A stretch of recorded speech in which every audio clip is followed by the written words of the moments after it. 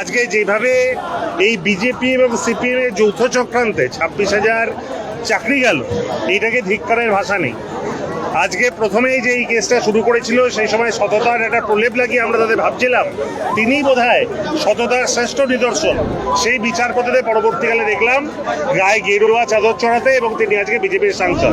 আরেকজন সিপিএম নেতা যারা আজকে মহাজাগতিক শূন্যে থাকলেও যাদের রাজ্যসভার এক প্রতিনিধি ছিল, যার নাম বিকাশ রঞ্জন ভট্টাচার্য, সেই সিপিএম এর বিকাশ রঞ্জন ভট্টাচার্যের অ্যাপিলের ওপর ভর করে এদের চাকরি গেল।